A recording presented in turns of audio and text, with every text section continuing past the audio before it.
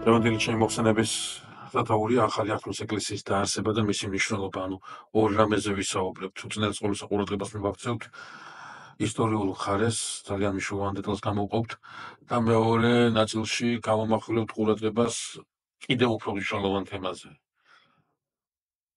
და მარტივად რო დავსვათ ეს კითხვა, რატომ უნდა ვიარო ეკლესიაში, რა მინდა ეკლესიაში?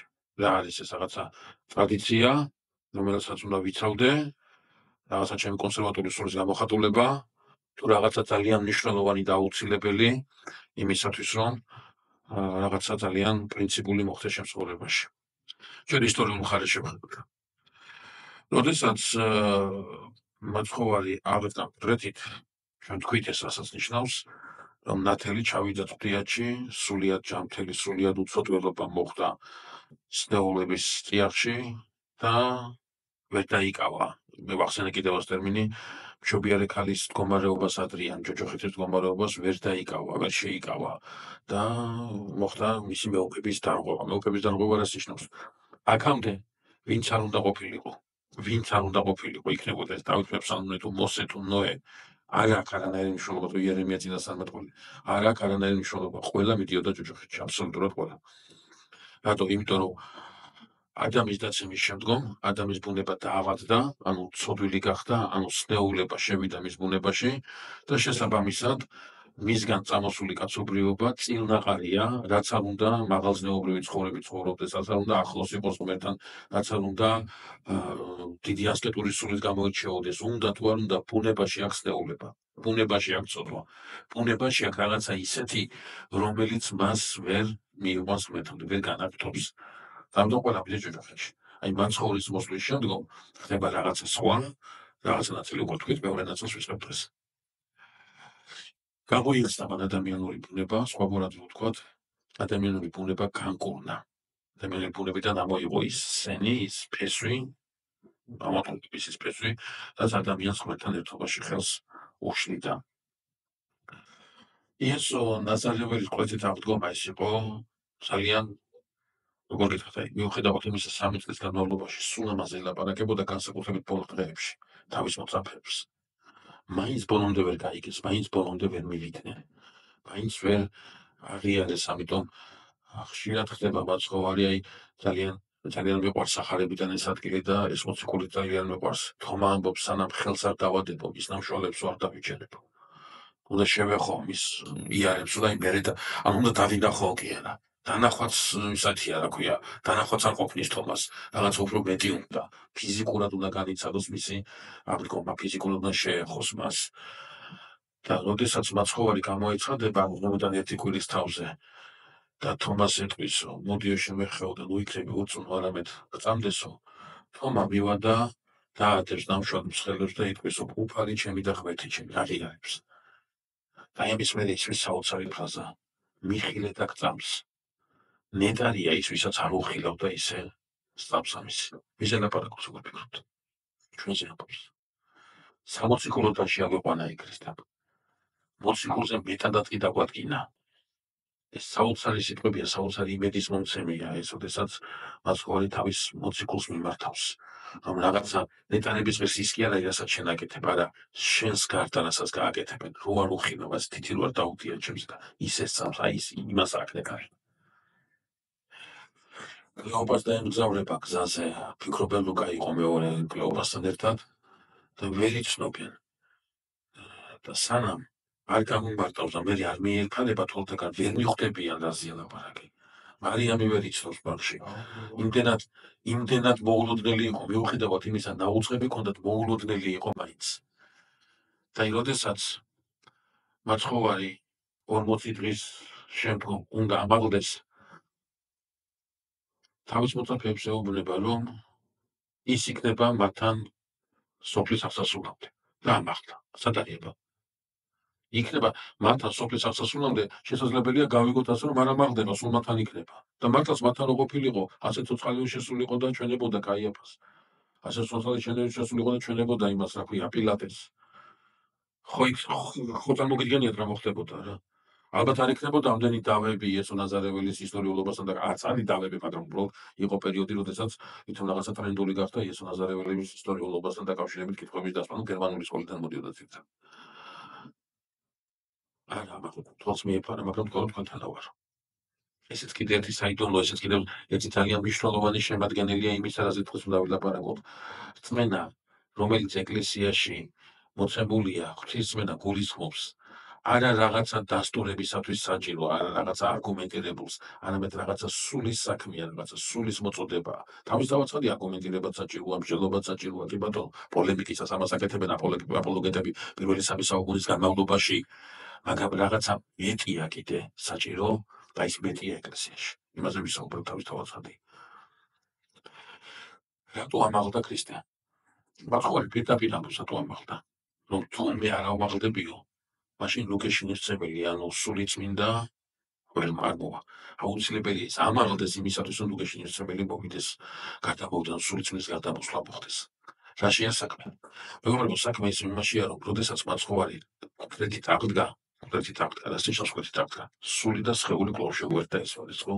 რომ მოგდა ჯვარზე და მოხდა. სული და სხეული გაეყარა ერთმანეთს. ადამიანური სული და ადამიანური სხეული გაეყარა ერთმანეთს. ახლა კვლავ მოხდა შეხვედრა ამისი, ერთად აღდგარია ქრისტე, მაგრამ ეს ბუნება, რომელიც მიიღო მაცხოვარმა, განსაკურნებელი ბუნება, რომელიც მიიღო მაცხოვარმა, რომელიც განკურნა ახლა აღთქმის შექმნის ყო განკურნებულია. ეს ბუნება განკურნებული არა იმიტომ, რომ ამ კურნებას თავისთავად მნიშვნელობა აქვს არავითარ შემთხვევაში. არავითარ შემთხვევაში. ადამიანის სამოთხეში ადამიანი შეიქმნა არა იმიტომ, რომ სამოთხეში ეცხოვრა და ნეტარებაში ხო, არავითარ შემთხვევაში. ადამიანი შეიქმნა იმისათვის, რომ განღრმავდობილიყო. ადამიანის არსებობის მიზანი არის განღრმავება, ღმერთთან ერთობა. ადამიანის ტრაგედია ეს არის, რომ სამოთხიდან განიღებთო. ადამიანის სამოთხეში იმიტომ არის შექმნილი, რომ იგი ნეტაროს, მაგრამ არა უნდა განიღებთოს, მაქსიმალურ იმას უნდა მიაღწიოს. ამიტომაც განხრობა რას ნიშნავს, ამას უთხარ ხანში ვისაუბრებთ. ამიტომაც დასაკეთებს მაცხოვარმა რომ გამოიხსნა ადამიანური ბუნება, განკურნა ადამიანური ბუნება, იმავდროულად ამ ბუნებას უნდა მიეცეს რა? უნდა მიეცეს იმის საშუალება, რაც დაკარგა ადამიანის საშუალება დაკარგა. რომ დაეცა ადამიანი, დაცნეულ და ადამიანი რა მოვიდა ადამიანს. დაინახა რომ შიშველი იყო და შეცვალა, რას ნიშნავს შიშველი იყო? მანამდე არ იყო შიშველი, მანამდე შიშველია და მან არ ცველია. ამ ცუდობს სიცხლე რატომ მოიტანა? ადამიანში ყოფს საფრთხო მადლი, საფრთხო ენერგია. აი ამ ენერგიისგან გაიცარცვა. ამ ნათელში არის ადამი და ამ ნათელი შემოეწარცვა და დარჩა შიშველი, დარჩა სუსტი. აი ამ ნათლის მიმღები უნდა გახდეს, ბუნება უნდა გახდეს, შემძლებელია ეს ნათელი კვლავ მიიღოს. აი წარმოედგინეთ ასეთი რაღაცა, ვიღაცა რო არის, სიტყვაზე თქვა კარგი მოჭიდავე, ძალიან კარგი მოჭიდავე, ხო? და უცებ სიტყვაზე თქვა თითქინა ხელი. ის ვეღარ გადის, ხო არინაც ვეღარ გადის და თავს ვეღარ ჭიდავს, რატო? ავადარი უკვე, დაავადდა. მაგრამ ორგანიკურნება, ეს იმიტომ კი ორგანიკურნება, რომ მაყურებელი გაჩარე, ისე უნდა გადავიდეს, ბრძოლაში უნდა შევიდეს ისე. ანუ უნარი უნდა კვლავ დაიბრუნოს იმის, სადაც დაკარგა. ამიტომ მაცხოვარი ამაღლდება, რას ნიშნავს? ადამიანურ ბუნებაში იყვანს მამის წიაღში, სხვაგვარად რო ვთქვათ, ამ ბუნებას შემძლებელს გახდის, კვლავ მიიღოს მისი შინაგანი მოქმედება, რომელიც სამოთხეში ცოლის დავსებისას დაკარგა. ეს უბრალოდ განკურნებული ბუნება არ არის, ეს არის გამზადებული ბუნება. სული წმინდა რომ მაშინ მოქმედება დაიწყოს მათაუნებელი მოქმედება. სული წმინდა მოქმედებს ყოველთვის, ყველგან და ყოველთვის და უსასრულოდ. სული წმინდა მოქმედებს ადამიანის დაცემამდე, ადამიანის დაცემის შემდგომ, ადამიანის მაცხოვრის აღდგომის შემდგომ ყოველთვის მოქმედებს. ღმერთი ადამიანის მოქმედება საზღვარი არ აქვს, მაგრამ აი მაგალითად, როდესაც წინასწარმეტყველებს, როგორც წინასწარმეტყველებს, სული წმინდა წინასწარმეტყველებს ის აწვდის, ის ალაპარაკებს, ის ამეტყველებს, ამიტომაც ისრაელში წინასწარმეტყველები იყვნენ, ამას ამბობს უფალი ღმერთი ისრაელისა. არ ამბობს იმას, რომ ნახეთ რა უნდა გითხრათ თუ არა, უბრალოდ ვიმეორებ იმასაც მითხრა სული წმინდასაც გეუბნებით, საფრთხოს გეუბნებით. სული წმინდა მოქმედებს ყოველთვის, მაგრამ ადამიანის ბუნების დაცემის შემდგომ სული წმინდა როგორ აღარ მოქმედებს, მაცხოვრებლობითად აღარ მოქმედებს. რას ნიშნავს ეს მაცხოვრებლობა, რას ნიშნავს ეს განხრობა, იმას უკარგად დავუვარდეთ. ღმერთი არის ღმერთი არის ბუნება, პიროვნება და ენერგია. აი ამ სამლამეს ღმერთი ფლობს, ხო? ბუნება რა არის? ჩვენ გვქვით ბუნება არის თვისებათა ერთობლიობა. პიროვნება ვერ განმარტა ვერავინ და ვერც ჩვენ გვექნება ამის განმარტების პრეტენზია, უბრალოდ ვამბობთ, რომ პიროვნება არის რაღაცა ის, რასაც უჭირავს ეს ბუნება, რაღაცა განუმეორებელი, რაღაცა ერთი და ენერგია იგივე მოქმედება, მადლი ერთი და იგივე შექმნებია ენერგია, მოქმედება, მადლი ზუსტად ერთ და იგივე ტერმინები. აი ეს სამი აქვს ღმერთს. აი ეს სამი აქვს ღმერთს. ამ სამიდან ის ზოგადად მინდა გითხრათ, ჩვენი დღევანდელი შეხვედრის თემა ეს არ არის, მაგრამ ზოგადად მინდა იცოდეთ, რომ აი ამ სამ რამეს თუ კი ვინმე აუღებს ერთმანეთში, ბუნება ასაუბრებს პიროვნებაში, პიროვნება ასაუბრებს ბუნებაში, ენერგია ასაუბრებს ბუნებაში, აუცილებლად სამოძღვრო კვალზე ერეტიკულ დასკვნამდე მივა. აუცილებლად ედეში გადავა. ეს სამი არ უნდა უღიოს არამხოლოდ შემთხვევაში. მას ვისაც პრეტენზია აქვს ქრისტიანული სამოძღვრო ჭეშმარიტების შესახებ საუბრის. ახლა უბრალოდ ისე თავი რა არის. როდესაც საუბარია ადამიანზე და ადამიანის განხორციელებაზე, განხორციელება რას ნიშნავს? განხორციელება ნიშნავს ღმერთთან ერთობას. ძალიან თვითონაც მოხდება მიერთება, ეს ნიშნავს ღმერთთან ერთობას. ანუ ღმერთთან ერთობას რომელ ღმერთთან, რომელსაც აქვს ბუნება, აქვს პიროვნება და აქვს ენერგია, ხო? აი ამ ღმერთთან ერთობაა განხორციელება. ახლა ბუნებასთან ერთობა არის გამორიცხული. საფრთხო ბუნებას ვერ მიახლება ადამიანი. აბსოლუტურად გამორიცხული, რომ საფრთხო ბუნებასთან მიახლება, ეს უბრალოდ კბილებისათვის არის შეუძლებელი. მიუწვდომელია, ის აი ერთი მამა ამბობს. ძალიან საინტერესო რამეს მეც და მიქაელ მთავარანგელოზ იცო გავკადნერდები და ვიტყვი ერთნაირად ვარ დაცილებული ღმერთისაგანო. რაღაცას სწორია, რაღაცას მართალია. ღმერთი თუ უსასრულობა, ღმერთი თუ მიუწვდომელია ის მიქაელ მთავარანგელოზისათვისაც, წმინდა გიორგიასათვისაც, ჩემთვისაც და რა ვიცი მე იმისათვისაც ამბია, გრიგოლ ხანძთელისაც, ყველასთვის მიუწვდომელი, ყველასთვის უსასრულობა არის. ამიტომ ამ ბუნებასთან მიახლება, ბუნებასთან ერთობა ყოველად გამორიცხულია. პიროვნების ერთობას გამორიცხულია, პიროვნებაში ვერ ჩანჩდება. ეს სრულიად მიუღებელია, სრულიად გამორიცხულია. აი, თქვენ იცით, შიზოფრენია რასაც ნიშნავს, როდესაც ადამიანი თავის თავში რაღაც მეორებას ეძებს, ეს შიზოფრენის მოვლენებია, ხო? სრულიად ვარყოფა, პიროვნებაში ვერ მოთავსდება. სხვა დარჩა ენერგია, ანუ მატრია, ანუ მოქმედება. როდესაც განკარგებაზე გვაქვს მეგობრებო საუბარი, სინამდვილეში საუბარი გვაქვს ამაზე. ერთობა ხდება ენერგიაში, მადლში, ანუ მოქმედებაში, ანუ ღმერთი თავისი ენერგიით, თავისი მოქმედებით შემოდის ადამიანში. აი, როდესაც ვამბობთ, რომ სიტყვაზე ვთქვათ, წმინდა გიორგი უფრო ახლოა იმასთან, რა ქვია, ღმერთთან, ვიდრე სიტყვაზე ვთქვათ, რა ვიცი მე, ვთქვათ, გრიგოლ ხანძთელის სიტყვაზე ვთქვათ, ხო? ეს იმას კი ანიშნავს, რომ დროზე უცვლელი თვალსაზრისით უფრო ახლო არა, ეს იმას ნიშნავს, რომ იმ წმინდაში უფრო მეტად მოქმედებს, უფრო მეტად არის მადლი სული წმინდისა დაწეული, ვიდრე მეორე წმინდაში. ამაზეა საუბარი. ანუ სხვაგვარად რო ვთქვათ, განღრთობა, რომელსათვისაც ადამიანი მოწოდებულია, რომელსაც უნდა მიაღწია ადამიანს თუ არ დაეცემოდა წოდით ნიშნავს ღმერთთან ერთობას. ღმერთთან ერთობას რას ნიშნავს?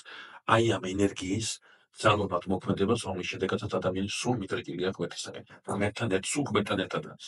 აი განსულ ჩვენ საუბრობთ ამასაც დაკავშირებით. ყოველს უნდა ღვთისმშობლის ერთ-ერთი საიდუმლო, ენით უთქმელი და მართლა ძალიან დიდი საიდუმლო რა არის, როცა გაბრიელი მას ეცხადება და ახარებს, ხო, ელოდება პასუხს. შეეძლო თუ არა ღვთისმშობელს ეთქვა, არა. ქონდა მას ამის პოტენცია, მაგრამ აღარ შეეძლო არა ეთქვა. აუცილებლად იტყოდა ხოს. აუცილებლად იტყოდა იმასაც უნდა ღმერთს ბოლომდე იყო ღმერთისაგან მიდრეკილი და შესაბამისად განხორციელებაზე როცა გვაქვს საუბარი გვაქვს ადამიანზე, რომელმაც ცხოვრება სიცოცხლეზე პავლემოციკული აქვს ჩემში უკვე ცხოვრობს ქრისტე მოქმედებს ქრისტე, ხო, ის აკეთებს ამას, ხო, ანუ საფრთხო მადლის გაცდება ყველა. აი, როდესაც მაცხოვარი ამაღლდება, აი ამ ბუნებას, ადამიანური ბუნება, რომელიც მიიღო ამ ბუნებას უბრუნებს საშუალებას, მასში სულიწმინდა მოქმედებს არა გარეგნულად მარტო როგორც ეს აღდგომამდე იყო, არამედ სულიწმინდა მოქმედებს შინაგანად ადამიანმა მიიღოს უკვე მაცხოვრებლობითი მოქმედება სულიწმინდის. არა მხოლოდ დამახორციელებელი, არა მხოლოდ აღწყობელი, არა მხოლოდ საწინასწარმეტყველო, ანდა რაიმე ნიშნამომცემელი. სიტყვაზე ვთქვათ, აი, გენიალურ ნაწარმოებებს ვხედავთ, არა აქვს მნიშვნელობა, ხო, იქ შეიძლება მოცარტი იყოს, ბახი იყოს, ძალიან გენიალურ ნაწარმოებებს ვხედავთ, ხო? არ შეიძლება ის უნიჭოების შედეგი იყოს, ის ნიჭის შედეგია და ეს ნიჭი ღვთისაგან მოდის, სულიწმინდა ყველგან მოქმედებს. მაგრამ არის კიდევ ერთი მოქმედება, რომელიც ქრისტეს აღდგომამდე და ამაღლებამდე აღარ არის შეკავებულია, აღარ მოქმედებს ასე ღმერთი, სწორედ ამ მოქმედების დაწყება იწყება მაცხოვრის ამაღლების შემდგომ სულიწმინდის გარდამოსვლისას. რა არის ეს მოქმედება? უკვე სულიწმინდა მოქმედებს მაცხოვრებლობითად, ანუ სულიწმინდაში უკვე ხდება განხრობა. როდესაც მე ვამბობ რა მინდა ეკლესიაში, პასუხი არის ძალიან მარტივი. მე ჩვენ უკვე ვისაუბრეთ ამასთან დაკავშირებით, პრობლემა ვარ. როდესაც მე ვამბობ ქრისტე აღდგა ღმერთიდან ეს წავს, იმ მავდროულად ვაღიარებ, რომ გამოხსნილია მთელი კაცობრიობა. მთელი კაცობრიობაა გამოხსნილი, მაგრამ რა არ არის გამოხსნილი? რა უნდა იყოს იდეა, რაც ქრისტეს არ მიუღია, ხო? ცნობილია გრიგოლ ღვთისმეტყველის ფორმულა, რომელიც არ ექვემდებარება არანაირ კრიტიკას. რაც არ მიუღია ქრისტეს არ განკურნებულა. რა არ მიიღო ქრისტემ არ მიიღო პიროვნება. ქრისტემ არ მიიღო ადამიანური პიროვნება. ანუ ჩვენ ყველა ხსნილი ვართ, მაგრამ პირადად მე უკვე კიდევ ხსნის ვოლოდიში, ჩემ ბუნება გამოხსნილია, მაგრამ ეს ბუნება, როდესაც აღდგება სული და ხორცი, როდესაც ერთმანეთს შეხვდება, აუცილებლად ამ ბუნების მართველი პიროვნებაში მოექცევა ის და ამ პიროვნების ხსნა არის მნიშვნელოვანი იმისათვის, რომ განხრობის რეალიზება მოხდეს. თუ პიროვნება განხრობისკენ არ წავიდა, ვერანაირი განხრობაზე საუბარი ვერ იქნება. სხვაგვარად რო ვთქვათ, როდესაც ახალი აღთქმის ეკლესიაზე მაქვს საუბარი მაქვს იმ სივრცეზე, სადაც ვაგრძელებ გამომხსნელობით მოღვაწეობას. ოღონდ უკვე ქრისტესთან ერთად. ქრისტეს გარეშე ეს მოღვაწეობა გამორიცხული იყო, ვერ გავაკეთებდი, რადგან ბუნება არ იყო ხსნილი, მაგრამ ახლა ბუნება ხსნილია და მე უკვე ქრისტესთან ერთად შემიძლიან უკვე თანამოქმედი ვარ, თანაშრომელი ვარ, სინერგიაში, ანუ თანამოქმედებაში მივდივარ ხსნისკენ. ადამიანს დაუბრუნდა სამოთხისეული მდგომარეობა, რაღაცაა, როგორ გულისხმობ ამას. თავიდან, როდესაც ადამიანი იქნება, ადამიანს არ აქვს მისჯილი სამოთხე, ადამიანს აქვს შეთავაზებული სამოთხე, ადამიანს შეუძლია დაიტოვოს ის, შეუძლია დაკარგოს ის. ასევე ახსნის შემდგომაც, ადამიანს ხსნა აქვს შეთავაზებული. შეუძლია უარი თქვას მასზე, შეუძლია მიიღოს ის. თავს მოხვეული არ არის მისთვის, ეს არის შეთავაზებული. ბუნება მისი გამოხსნილია, თუ მიღება უნდა, მაშინ მან, როგორც მაცხოვნა თქვა, უნდა აიღოს ჯვარი და გაყვეს მას. რას ნიშნავს აიღოს ჯვარი და გაყვეს მას? თვითგვემას მიეცეს კი არა. რაღაცა გამოიგონოს რაღაცა ის სხვა წლებების მიხედვით კვაყოფილი დარჩეს სიტყვის რაღაცას აკეთებდეს. ან აიღოს ჯვარი და გაყვეს მას ნიშნავს, რომ იაროს მოძღვრებით იცხოვროს ისე, იაზროს ისე, რომელიც ეთვისება ქრისტიანობას. ამიტომ ძალიან მნიშვნელოვანია, რომ იმ ტაძრებზე, რომელ ტაძარსაც ჩვენ ეკლესიას უწოდებთ, რატომაც არ არის ამოქარგული, ან არ არის მანიშნებელი რომელიმე მაცხოვრის ციტატა, ან და რაღაცა სხვა რაიმე სიმბოლო, არამედ აღმართულია ჯვარი. ვინაიდან იქ სადაც მივდივართ, აქ ერთადერთი რამის გამო მივდივართ იმიტომ, რომ რაღაცა გარემო შევიცვალოთ და რაღაცა ამოებისაგან მოვისვენოთ და რაღაცა ასე შემდგომ, არამედ მივდივართ ყველაზე მძიმე ბრძოლისათვის, რაღაცა ისეთისათვის, რაც უკვე გაიარა იესო ნაზარეველმა. მივდივართ საკუთარი გოლგოთისაკენ, მივდივართ საკუთარი ჯვარცმისაკენ, ამიტომ ძალიან მნიშვნელოვანია, როდესაც ეკლესიაზე მაქვს საუბარი, ეკლესიაში სიარული, ეკლესიასთან ურთიერთობა არ გულისხმობს არანაირ ტრადიციული ელემენტების აღორძინებას და კონსერვატული სულისკვეთების გამოვლინებას. ეს არის არსებითად აუცილებელი ჩემთვის, ვინაიდან ეკლესიაში მე ვაგრძელებ იმ გამოხსენებით მოღვაწეობას, რომელიც ქრისტემ დამაყენა. თუ გავყვები ამ გზას პიროვნების ხსნასთან მივალ, თუ არა და ბუნება ხსნილი თავისთავად ვერ ეზიარება იმ სიხარული არ არის ბუნების, სიხარული არის პიროვნება უნდა მივიდეს სიხარულთან. და თუ პიროვნებასთან არ მივიდა სიხარული, მაშინ თავისთავად სადია ბუნების გამოხსნას თავისთავად ასრიდან. მე შეგნებულად თქვი სიტყვა ახალი აღთქმის ეკლესია, არ მithქვავს ეკლესია, თქვი ახალი აღთქმის ეკლესია. მეგობრებო, საქმე ის გახავთ, რომ როდესაც ჩვენ ვსაუბრობთ ეკლესიაზე, ეს ტერმინი ვერ განმარტა ვერავინ ბოლო. ცალ-ცალკე ყველამ განმარტა. აი რაღაცა კონკრეტული მიმართულება იყო და ცალ-ცალკე კონკრეტულად ყველამ განმარტა. მაგრამ აი ერთიანად რა არის, აი არც ერთი განმარტება ეკლესიის არ არის სისავსით ხოცებული. ყველა განმარტება არის ნაკლებად. აბსოლუტურად ყველა. ერთი ეცადა სხვათა შორის ერთი ძალიან ისეთი კვლევარი იყო, ეცადა რომ აი ყველაზე ახლოს მისულიყო ეკლესიის განმარტებასთან და 60 კულმოწმობიდან აიღო ტერმინი და თქვა რომ ეს არის სხეული ქრისტესი. მაგრამ მაინც ვერ მოახერხა მთელი კითხვის პასუხი ვერ გასცა. ვერ გასაგები კითხვის პასუხი. ნუ ახლა შორსავალს რა კითხვები დაისვა იქ ძალიან შორსავალ. უბრალოდ რა მინდა გითხრათ რომ თვითონ ტერმინი ეკლეოს ნიშნავს მოწოდებას, მოხმობას და ამ ტერმინით ეკლესიით ამ ეკლეოთ ვისაქვია ამ ტერმინს იყენებდნენ ჯერ კიდევ წარმართულ ფილოსოფიაში ათენში, როდესაც მოუხმობდნენ მოქალაქეებს გადაწყვეტილების მისაღებად. ისინი იყვნენ ხმობილნი. მაგრამ გადაწყვეტილებას ათენში მიიღდა ყველა მხოლოდ მოქალაქე უნდა ყოფილიყო, ხო? ნუ მათ განსაკუთრებული ტერმინით აღნიშნავდნენ, ნუ არა ყველა ადამიანს, არამედ ამ ყველასაგან გამორჩეულს, გამოყოფილს. ესენი იყვნენ აი ამ ეკლესიის წარმომადგენლები, ან განსაკუთრებული რჩეულები იყვნენ და აი ეს ტერმინი აიღეს და ქრისტიანობაში შემოიღეს და დაამკვიდრეს ტერმინი ეკლესია. როგორც გითხრათ, ეს ტერმინი ბოლომდე მთლიანად ვერ განმარტა ვერავინ. საქმე ის გახავთ, რომ როდესაც ეკლესიაზე გვაქვს საუბარი, ჩვენ ძალიან საინტერესო კითხვას ვსვამთ. რა არის ეს კითხვა? ნახეთ,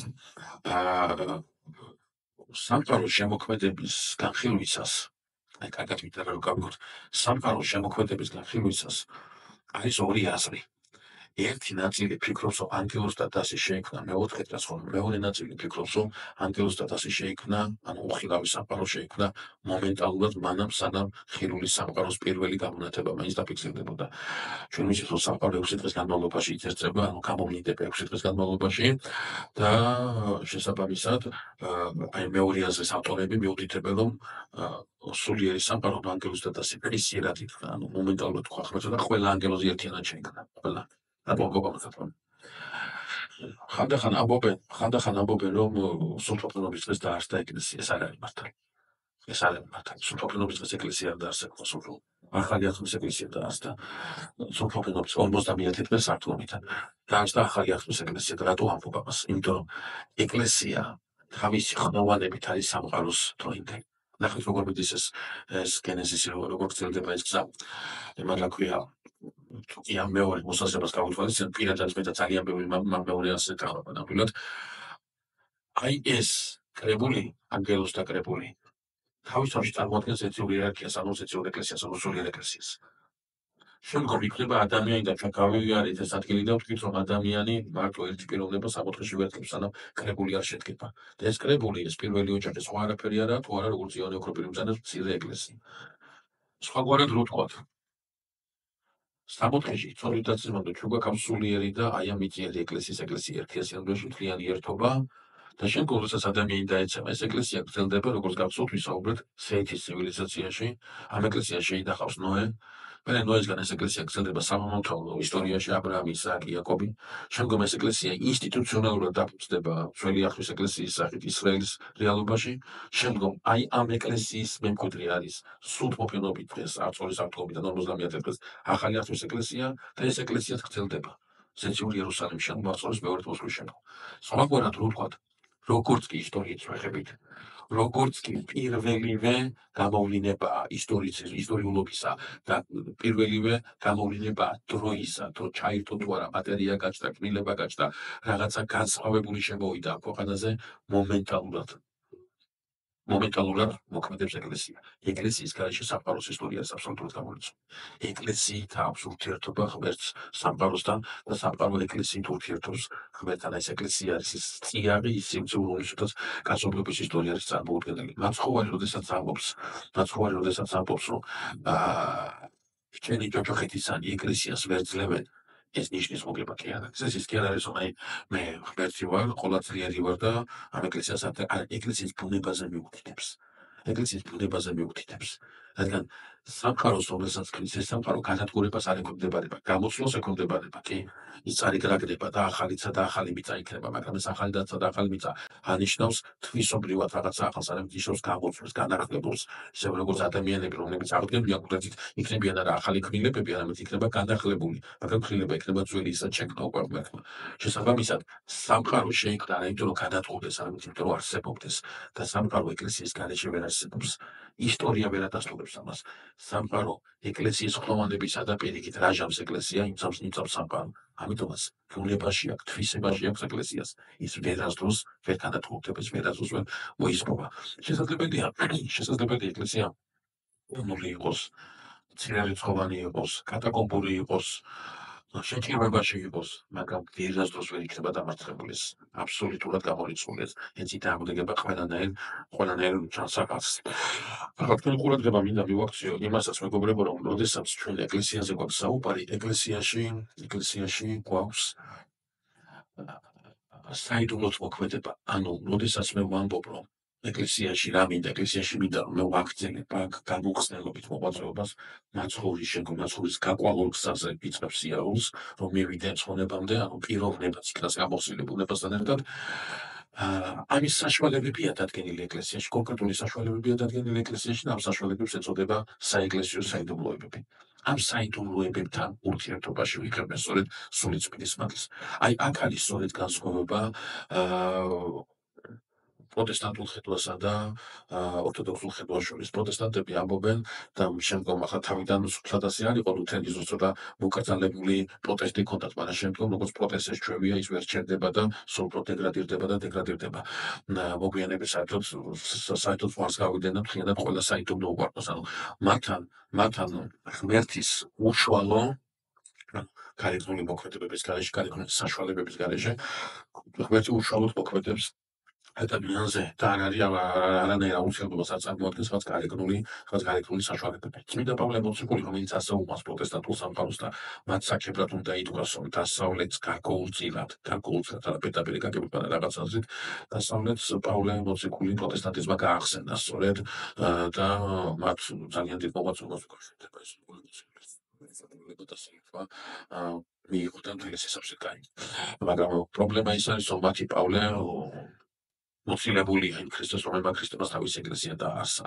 რაღაცა როგორც მან პროტესტები რაღაც თავისებური პავლე მიიღეს.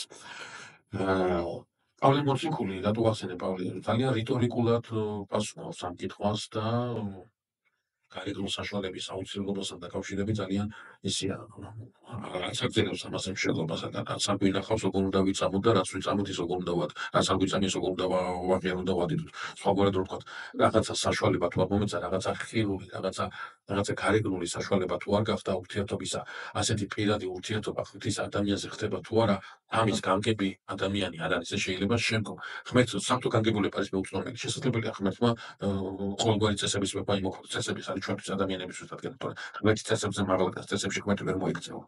მაგრამ ის სწავლება, ის მოთხრობა, რომელიც მოცემულია, თავის თავში აუცილებლად გულისხმობს რაღაცა საშუალებებს. აი ეს საშუალებები ეკლესიაში არის სწორედ საიდუმლოებები, საეკლესიო საიდუმლოებები, რომელიც დადგინდა პროტესტანტული სამყარო ამბობს, რომ სულიწმიდა გარდამოვიდაო, ყველაზე ვინც იერუსალიმში შეკრებილი იყო 100 კაცამდე, ხოლო ორთოდოქსია მიუთითებს და ასევე ვატიკანის რომის რომის ეკლესიას მიუთითებს, რომ სულიწმიდა გარდამოვიდა მხოლოდ მოციქულებს და არა ყველაზე.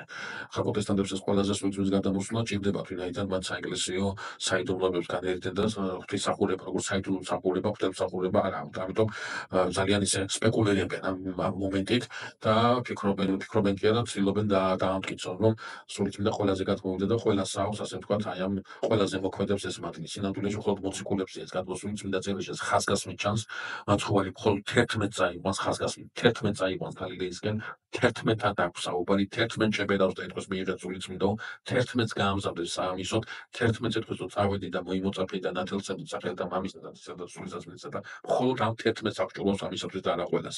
ეს სპეკულირება ძალიან იაფასიანია მათი მხრიდან, მაგრამ მათ ჭირდებათ ესა და სპეკულირებენ და რა ვუყოთ. საქმე ის არის, რომ როდესაც სულიწმიდა გარდამოვა მოციქულებზე, მათ მიანიჭებს ღვთელმოქმედების საიდუმლოს, ანუ ძალას.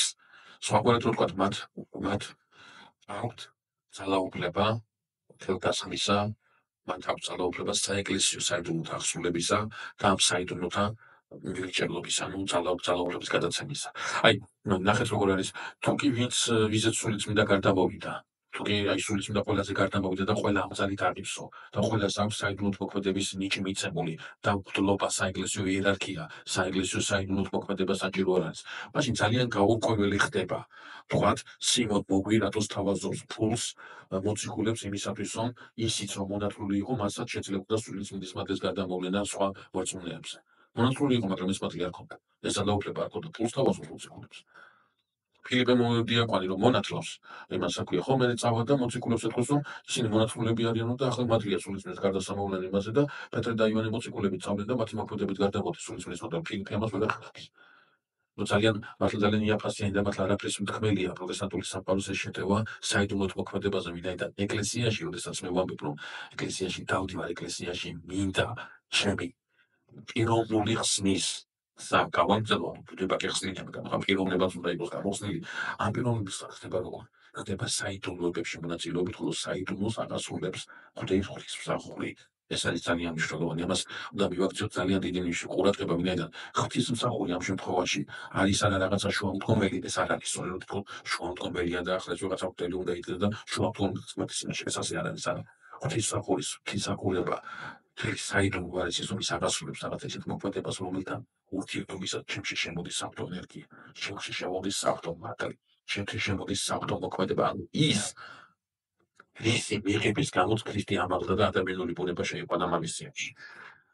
ასე ღიზიანები ეს ენერგიები ასე შემოჩვენა. ახლა ამ საიდუმლოებს არ დავაკონკრეტებთ, მას ცალკე შევეხებით და მასზე ცალკე ვილაპარაკებთ ორზე განსაკუთრებულ სამს უბრალოდ, მაგრამ ყოველ შემთხვევაში აი ეკლესიაში საიდუმლოდ მოქმედებასთან ურთიერთობა ეს არის ჩემი სამომავლო, ანუ სამარადიული ბედნიერებისათვის აუცილებელი ძალუმად ამოქმედებული ჩემში სულიწმიდის მადლი პიროვნული ხსნის რეალიზებასაც ეწევა. მას შემდგომ, რაც როგორ არის ძის განგებულება რა არის, ძის მსახურება რა არის, გამოიხსნას ბუნება, სულიწმიდის განგებულება არის, გამოიხსნას პიროვნება. ბუნების გამოხსნის შემდგომ ეკლესიაში ხდება პიროვნების გამოხსნას საიდუმლოებებში, საეკლესიო საიდუმლოებებში მონაწილეობით. კიდევ ერთი დეტალი, რომელიც არის დაახლოებით 7 წუთს დამჩნდა, კიდევ ერთი დეტალი, რომელსაც უნდა მივაქცეთ ყურადღება, მეგობრებო, გახსოვთ, რომ ახალი აღთქმის ეკლესიის დაარსებით სრულიად განსაზღვრულია. თითქოს მაცხოვარი რომ ამბობს თავის სიტყვებს, რომ პეტრს უეუბნება, შენ ხარ კლდე და ამას კლდეზე დავაფუძნო ეკლესია და ჩვენი ჯოჯოხეთისანი ვერ ერეოდიან მათ.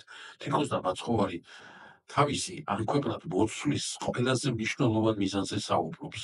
ჩვენ ეს ვთქვით უკვე, რომ მაცხოვარმა მარტო კი უნდა გამოიხსნას ადამიანური ბუნება, არა, ამ ბუნებაში უნდა მოხდეს აღმშენებლობა იმისა და ერთობა ღმერთთან, რომლისათვისაც ადამიანი და მთელი სამყაროა შექმნილი. შესაბამისად, როდესაც ახალი აღთქმის ეკლესია იწყებს ამ ქვეყნად მოღვაწეობას, იწყებს საოცრად განსხვავებულ მოტივებზე აქცენტების გაკეთებას, რომელიც ხშირად მაშინ სკანდალურადაც კი ისმის. ერთ-ერთმა თეოლოგია ყოველდღე ტელევიზიაში ასე აწერენ, რომ ეს თეოლოგია. ერთ-ერთმა მასაკნა რა ქვია, საკმაოდ ამხიაც თქვა, რომ ჩვენო გვეუბნებიან სკანდალურ ამბებს ვამბობთ თორე ქრისტიანობა ამ სკანდალებით დაიწყო მოციქულებიც, რომ სკანდალს ავცენდებდნენ თავის დროზე და ქრისტიანობა სკანდალურია თავისი აზრით. ერთი რამე გამორჩა იმას კი უთხარი, რაღაც ამდენად გაიგო არ ვიცი, რომ ის მოციქულები, რომლებიც ამ სკანდალს ავცენდებდნენ, ამ სკანდალის მიღმა სიკვდილზე გადასახლებას ელოდებოდნენ, ხოლო დღევანდელი თეოლოგები ამ სკანდალების მიღმა ლაიქებს და გრანტებს ელოდებიან. ამიტომ ძალიან დიდი განსხვავებაა სამოციქულო სკანდალსა და თანამედროვე თეოლოგთა სკანდალებს შორის. და მათი შედარება იგივე სპეკულაციითაც პროტესტანტული სული დღევანდელ დღემდე ხასიათდება. სინამდვილეში რა იყო სკანდალური, რომელიც გააცხადა ეკლესიამ, ახალი აღთქმის ეკლესიამ, ეს გახლავთ მეგობრებო ის, რომ უწინარესყოლისა იქადაგა მან კუთრეთით აღდგომა და როდესაც კუთრეთით აღდგომას ქადაგებს მიიქცევს ყურადღებას, ბევრის ყურადღებას მიიქცევს და ამ ყურადღების ცენტრში მოექცევა ბევრი მნიშვნელოვანი რამ და ძალიან უცხო იყო როგორც რომის იმპერიისათვის, ასევე იმდროინდელი კაცობრიობისათვის. აქ იქნება ნათქვამი, რომ აღარ არის ასნაურება, აღარ არის მონობა, აღარ არის მამაკაცება, დედაკაცება, აღარ არის ურიაება, აღარ არის ელინება, ჩვენ ერთი ვართ ქრისტე იესოში. აქ იქნება ნათქვამი ის და გახსენებული ის, რომ ეკლესია ვერანაირად ვერ იქნება ნაწილი სახელმწიფოს. ის არის რაღაცა სხვა, რომელზეც მისმა დამფუძნებელმა თქვა, რომ მისი მეუფება არა ამქვეყნურია. ძალიან მნიშვნელოვანია ის, რომ ახლა უბრალოდ დრო არ აქვს ამისი, მაგრამ ერთი დეტალი მინდა გითხრათ, ეს უბრალოდ ორი რამი დამჩა და ამ მოსიტყვით ამით ამოვწურო შეიძლება მოსანებას. პირველი რამი და გითხრათ. როდესაც აი ქრისტიანობა ქადაგებს თავის სკანდალურ ქადაგებას, თავიდან იუდაურ სექტად მიაჩნიათ ქრისტიანები და პირველი დევნის დროს ძალიან მნიშვნელოვანი, იმიტომ რომ პირველი დევნის დროს დაფიქსირდება ქრისტიანობა, რომ ის არ არის იუდაური სექტა, ის რაღაცა სხვა არის და რომის იმპერია მას გაიცნობს როგორც სხვა რამედ, რომში ეკლესიის რელიგიას აღიარებდნენ, ნებადართული იყო რელიგია თუ ორნიშას აკმაყოფილებდა. უნდა ყოფილიყო ძველი და უნდა ყოფილიყო ნაციონალური.